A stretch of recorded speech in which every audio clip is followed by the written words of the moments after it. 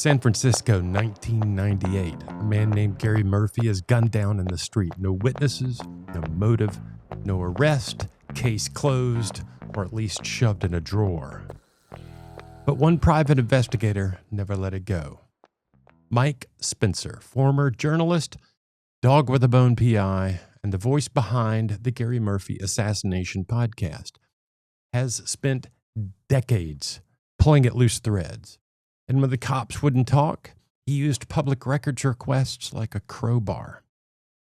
In this episode, Mike walks us through the brick walls, blind alleys, and the one records battle that cracked things open. It's about obsession, it's about justice, and it's about the slow, stubborn pursuit of truth in a system designed to forget.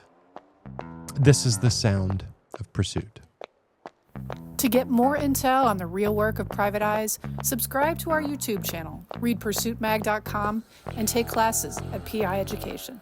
Welcome back, everybody. You're listening to The Sound of Pursuit. I've got Mike Spencer on the line with me today. He's a former journalist, a Bay Area private investigator, and the author of P.I. Confidential, Stories from a Real P.I. He's also a longtime friend and contributor to Pursuit Magazine.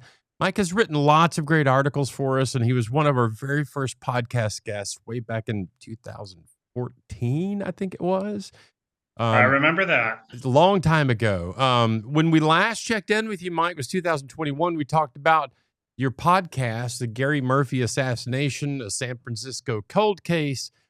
It's about a case from 1998 and a kind of connected unsolved murder. Mike's been, adding episodes to this podcast as he gets closer to the truth. Mike, thank you for being here. Welcome. It's good to see you again. Thanks for having me. For the folks in the room who might not know who Mike Spencer is, tell us a real quick bit about who you are, how you got here from journalism to being a private investigator. Sure. I'll try to make it quickly. I grew up in a suburb in Connecticut, and from an early age, I sort of thought I was going to be a newspaper reporter. So when I was going to college and majoring in English, I started writing for papers. And I did that. I worked at a lot of just like small papers. I finally got into the Graduate School of Journalism at Berkeley. I worked for a daily in Virginia, California, and my last almost 3 years was in Florida. That was coming to an end. A lot of it had to just sort of do with my impatience. Newspaper business is a lot like Major League Baseball. At some point, you want to get to the major leagues, because if you don't, you are treading water in AA journalism, getting by with furniture that looks like you picked it up off the street. So and headlines that start with Florida man.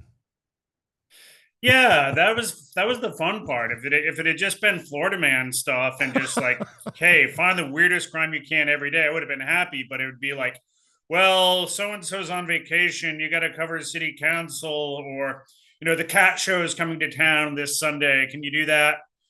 So I left the paper in Florida right like 94 goes into 95. I moved back to the Bay Area where I just felt comfortable. I had a friend's apartment. And after doing some freelance journalism, I realized this is not working. So I answered an ad in the paper for a workers' comp claims investigator, not doing the surveillance part, but doing the interview part. And that's very transferable skills. You're interviewing people and you're documenting it. So that led to working under other private investigators. In California, you need 6,000 hours or 3 years experience. I argued that my newspaper experience should count for 2,000. They took that. And I just kept working under different investigators, criminal defense, personal injury, workers' comp. And in this business, everyone pretty much quickly realizes the money is in having your own business. So I became licensed in early 97, and I have done criminal defense and big personal injury investigations pretty much ever since. That's the bulk of my work. Okay. And here I am. Mike, you and I have known each other for a long time, and I know that you have been kind of wrapped up in this Gary Murphy story for quite some time. Tell us really quickly what happened to him, and what is your connection to Gary Murphy? Sure. In February 1998, I got a call from this woman who says that her daughter got involved with a guy, and she blames him, an ex-con, for her drug overdose. And before her daughter died, she gave birth to a little girl named Eden. And this is 6 years have gone by, and it's 1998, and this woman in her mid to late 50s, a grandmother, wants to get custody of this little girl from a guy by the name of Gary Murphy, who she describes as a criminal biker in San Francisco. And sure enough, he did have 3 felonies, and she hires me on a very limited budget to do some surveillance on Gary Murphy to see what he's up to, see if he's hanging around other felons, and just get an idea of his lifestyle to help run the child custody case. And at the time, I was very green. You should always, in any kind of a big child custody case, work through an attorney. But I didn't. She paid me $1,000 cash, and I did a bit of, a little background investigation on Murphy, started doing a little surveillance. And back then I was probably billing at like $75 or $80 an hour. And that money just doesn't go very far. Yeah. So this woman is kind of pressing me to get results. And at the time, I had another private investigator associate in San Francisco who just knew a lot of San Francisco cops and was a lot more, I would say, worldly than I am in police matters. So I said, hey, Grandma, I'm going to introduce you to this guy, and you guys can work out whatever arrangement you want. So we go over and we meet with this one. My associate comes up, and we go into her house in a nice part of Oakland. And my then associate, John, says, like, look, I'll have my guys look into him.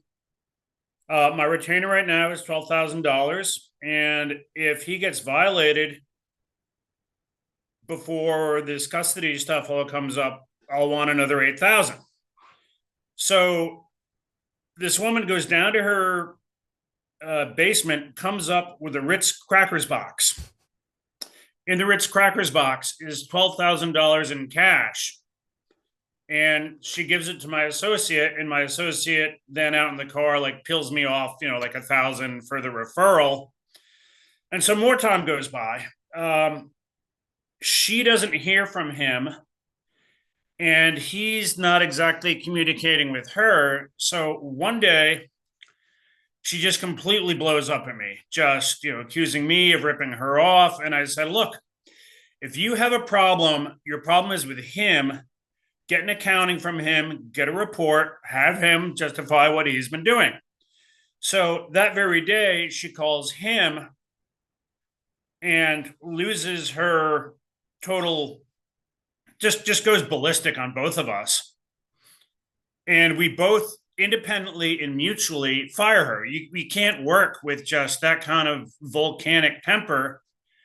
I also felt like, look, I had a limited surveillance budget, so I could only see what I could see in 8 or 10 hours. And look, lady, it didn't, because I didn't see him like, face down in a pile of cocaine, I can't come to any conclusions about his lifestyle. So this was in March, and we just said, look, lady, we're done with you. So a few months go by. I have a nephew visiting. My old habit of reading the newspaper, I'm reading the San Francisco Examiner, and there it is, like a man in the sunset. Gary Murphy was shot to death out in the avenues in San Francisco. It was a very brief, about 5-inch article. And it turned out that a gunman had come to the door asking for materials for this rehab program. And Gary at the time was managing this place. When Gary turned his back, the man started shooting him in the back. Gary was so terrified, he ran to the back of the house. This is on the second floor, jumped through a window. And when paramedics came, he was pronounced dead. Oh my gosh. At the scene. How long have you been kind of, I don't know, is it fair to say obsessed with this case? It's how would I say, it's not quite obsession, but it's the pebble in your shoe. It's just sort of always there. So years go by and there is very little in the paper. A.C. Thompson, ProPublica, wrote a cover story about it for the San Francisco Bay Guardian in 2004. The premise of it was, there's no justice for Gary Murphy. And the police at the time were very cryptic. And they're like, well, certain evidence. I don't know what the line was from the former lead investigator, but it was very cryptic. Like, certain evidence didn't work out or something like that.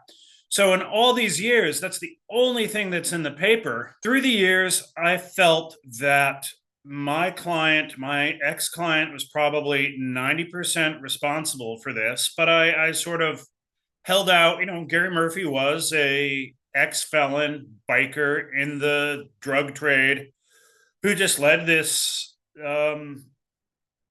over-the-top, swashbuckling lifestyle, stuff you don't see anymore. So I thought, okay, maybe there's a 10% chance Gary's past caught up to him. So that was what was kicking around in my mind all these years. What made you start digging into it, trying to find out what happened? I wrote an article for you guys, I think it was last year, about how I sort of won the public records battle. What's not in the article is what I was going through when I said, well, I have to do this. I had just done my ACL and I was going to need a surgery. And COVID is hitting.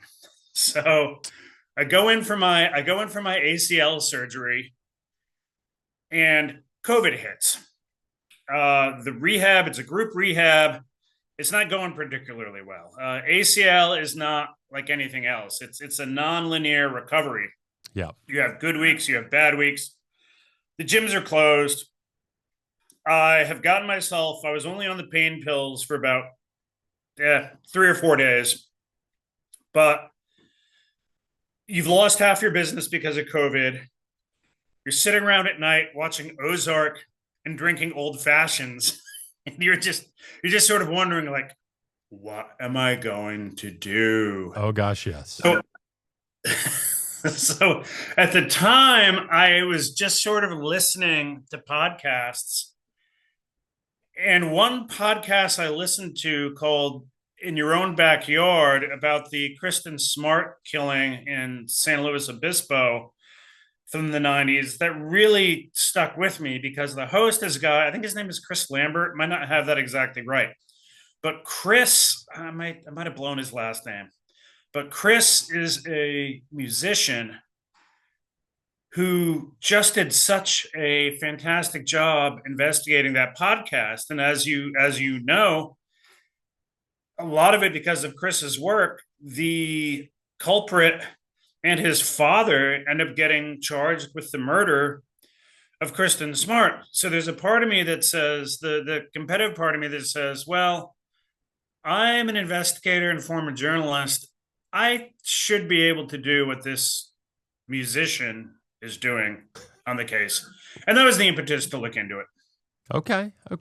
Now, it wasn't all smooth sailing, so you start digging into it. You're in recovery from surgery. COVID is happening. Things are slowed down, and I have to say, during COVID, my business took a much stronger than half hit. Like most of my cases were in some phase of trial, so I went to basically not being able to bill anything for about 6 months. So. Oof. It was a difficult time, and you do have time on your hands to ruminate and think about things. So you dig into this thing, you think to yourself, surely I can outdo this musician because I'm a former journalist. I know how to tell a story. I'm a private investigator. I know how to do the researches. But it wasn't all smooth sailing. You hit some brick walls along the way. Walk us through the timeline of some of the key moments in your investigation. And at what point did you start to home in on a suspect? So probably at the end of 2019, 2020, either I or my then assistant, Angela, makes a public records request to San Francisco police for records in the Gary Murphy case. And at first, the response from someone like a legal liaison is, we have no records of this case. I was like, well, that's kind of freaking strange considering it's an unsolved homicide. So we say, can you look again? And they do. And then they release it's about a 4 or 5 page memo. And this was eye-opening. There's a 4 or 5 page memo from a former Inspector Wincoop, and it was written in 2014.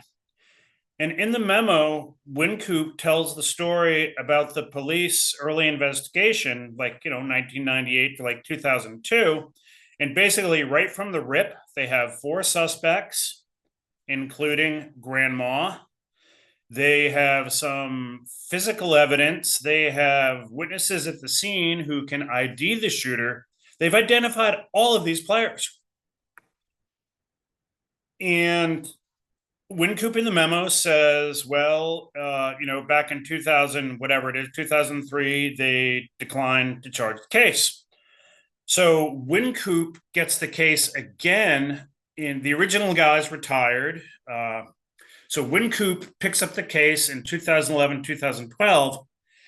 And Wincoop, you can tell he's being diplomatic because he doesn't want to throw the other investigators under the bus. But basically, they gave him a pile of crud. It was like a box of tapes. It was interviews that weren't typed up, like handwritten notes. So Wincoop, not deterred, starts to investigate the case all over again. And within 2 months of him starting it, I would find this out later, he has arrest warrants prepared for these people. And he runs it up the chain of command in the San Francisco District Attorney's office. And it lands on the desk of a woman it goes up several rungs. It turns out one of the gunman in this case, it's complicated. The gunman and the accomplice, a week after Murphy, they did a home invasion and sexual assault of a pregnant mother in Piedmont. So this came a week after Murphy. So the cops were, back then, what they were really doing was I don't think they were looking at these guys at Murphy so much. They wanted to put them away for Piedmont's a very exclusive, wealthy area. So the public pressure was not Gary Murphy. The public pressure is, we're going to get the guys who sexually assaulted the Piedmont woman. So that's what they were doing. But what ended up happening is the gunman in the Murphy case, he was a driver in Piedmont. The driver in Murphy was the sexual assaulter in Piedmont. And basically what happened was the cops served warrants.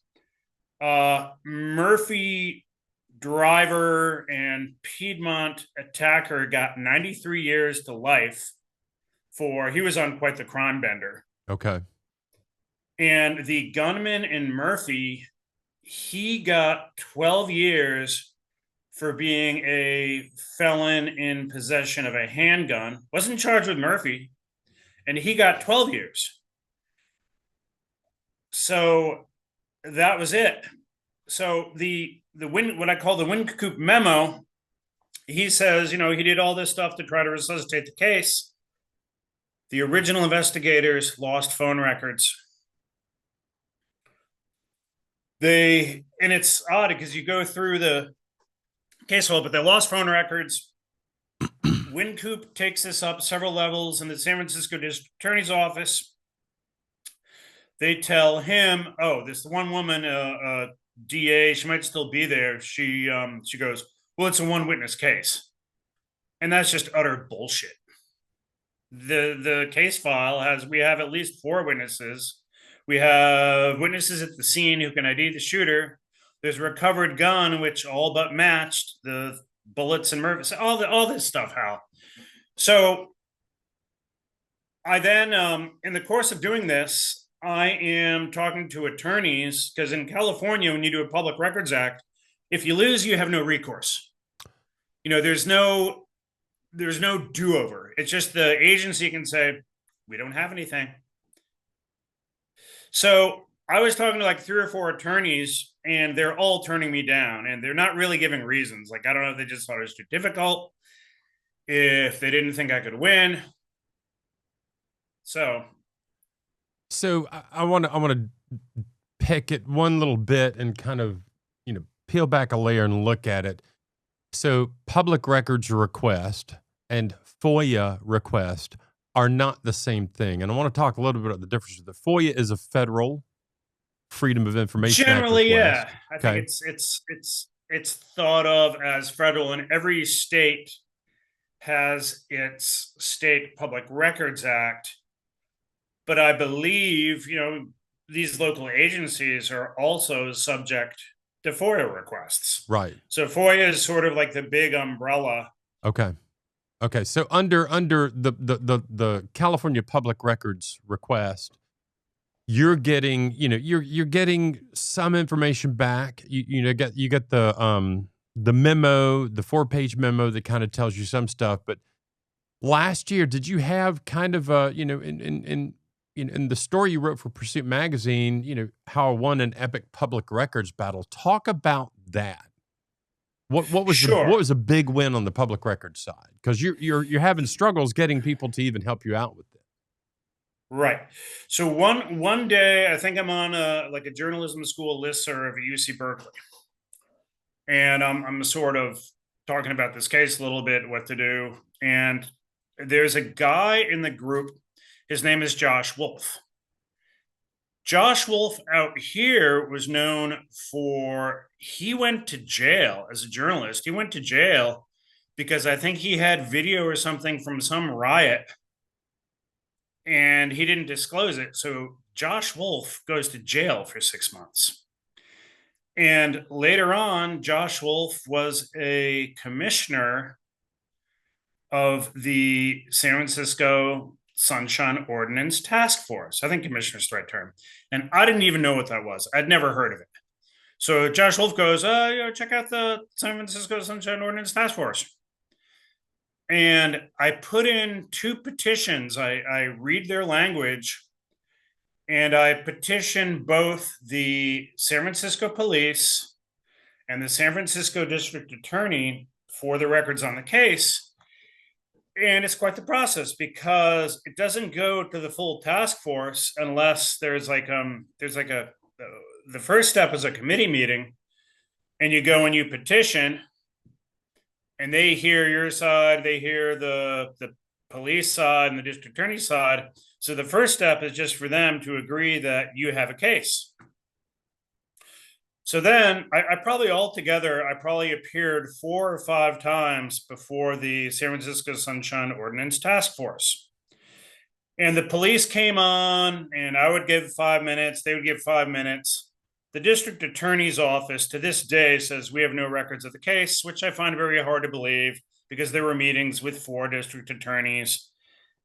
If they want to play that game, they stuck to it, and the task force couldn't hammer them for it, though I wish they had. So the San Francisco DA says, well, we don't have any records. So then it's just sort of like me and the police. So there is language in, and this is really how I won the case. There is language in the Sunshine Ordinance Task Force that is different from the Public Records Act. And that language states that when a decision has been made not to prosecute, then all records shall be released. And once I had that, and I think it's like 6124D, probably this is in my 4th meeting before the committee. This is probably, I think, last year. This was the big win. I could tell that one of the commissioners was really listening to me. And So they got it. And then I think I was informed, I don't know, my timing could be off. April last year, the commission said petitioner is correct. Mr. Spencer is correct. San Francisco police are to release all the case file on Gary Murphy. So then I think it was last June, I'm on the computer one night and I get the email from the San Francisco police and they released like 600 pages. That's a little bit more than a 4-page memo. Yeah. And actually it all turned out they released like 300 pages more. So altogether is like 1,000 pages of just mess. Yeah. Not numbered. Some interviews mentioned, interview summaries, stuff repeated, just a jumbled mess. So that's what I was given. That's insane. Here's the thing. There's a quote from your article in Pursuit magazine. Every day I look for stories of reporters and private investigators wins. One of the ways you would motivate yourself to keep digging.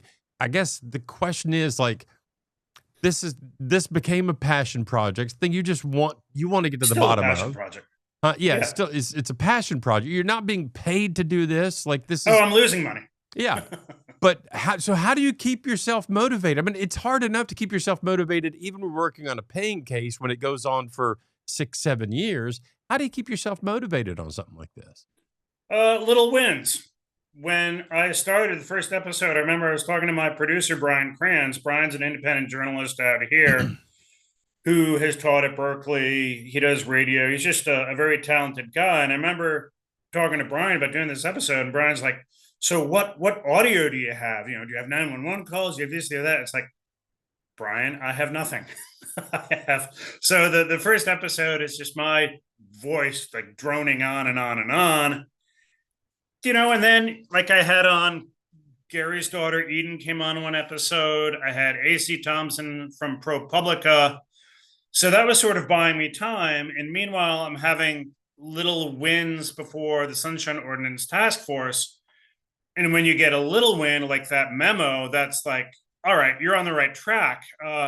The other thing that also happened was I knew that they had done searches over here in Alameda County at the time. So I knew Alameda County, all these other agencies are involved. So I put in Public Records Act request to them, and Alameda County didn't have a dog in the fight. And like 2 weeks later, the DA just gives me all their stuff. It's like, yeah, I was right. So I love it. All right. So you've got a new episode coming up soon. Tell us when that drops and give us a hint. I don't want you to give away anything, no spoilers here, but give us a hint what we're going to find out. Well, in keeping with the theme of when I started and not having any audio, I won another win before the Sunshine Ordinance Task Force a couple of months ago, because I went before them and I said, look, audio interviews are part of the case file. I want the audio. So the task force agreed with me, and 2 weeks ago, San Francisco police contacted me, and what they had to do is apparently they have all these tapes back then were just like tape. So they got some machine that that made them digital, and I now have about 40 tapes from Murphy to go through, and I've already listened to some of the early ones, like from his sister, from a brother, from Grandma the Killer. So I think there's so much audio. I think what I'm going to do is maybe break it up into 2 parts. Okay. And so the next episode, I don't know when it'll be out. I'd like to get it out in a month. Is going to have some of those early audio excerpts, and you can hear the dynamics between the witnesses and the investigators. And the investigators have their own style. I will say one is a lot sharper and more direct than the other. I realized, look, it's not an easy job. But then again, these guys had like 4 or 5 days after, they had names, they had motive, they had all this stuff, and they botched it. Yeah. And then Mike Spencer comes along later on and starts digging, pulling at threads and peeling back layers. Check out Mike Spencer's podcast, The Gary Murphy Assassination, a San Francisco cold case, wherever you get your podcasts, and get a copy of his book, P.I. Confidential. I highly recommend that. Mike, if listeners want to contact you, what's the best way for them to do that, number one? And number two, is there a direct way to get to what's the quickest way to get to your podcast? So how do they get to you and how do they get to your podcast? I would just say do a search on Apple or Spotify, Libsyn for the Gary Murphy Assassination. You can find Private Eye Confidential, the book. You can find that on Amazon. If you, for any reason, want to contact me, the website is spencerpi.com, or just type in Mike Spencer, Oakland, or whatever, and I'll pop right up, and would be happy to hear from anyone. I just real quickly just wanted to thank certain colleagues like Steve Mason. There's a guy out of Illinois named Kevin McLean who's just a FOIA expert. So thanks to the people in our community who help inspire all of us, you included. Well, that's super kind of you. I'm always amazed at the professional courtesy that goes back and forth at this level of the investigative world. There are so many amazing people out there doing this work. And I think part of the interesting thing, from my perspective, Mike, and I think a lot of people don't realize this, we private investigators, by and large, are not driving Ferraris. And if we are, it probably belongs to the guy who owns the house we're living in. Nobody in this business is getting crazy, crazy rich. We're curious. We're pains in the ass. We get a thing in our mind. We want to find out what the truth is, what the answer is, and we start digging. That's what we do. And hats off to you to digging into this. Number one, for the story. Number two, again, from my perspective, what you're doing by sharing your podcast and sharing the investigative process is you're letting other investigators know how to do the work. And I think that's a really important thing to do. It is. Yeah. Mike Spencer, thank you so much for taking the time to be with us today. For those of you listening, Mike Spencer, check out his website. Mike, one more time, what is the website? It is spencerpi.com. Check it out. You've been listening to The Sound of Pursuit. For Mike Spencer, I'm Hal Humphreys, and we'll see you next time. Thank you, Hal. You've been listening to The Sound of Pursuit, a podcast by Pursuit Magazine and P.I. Education.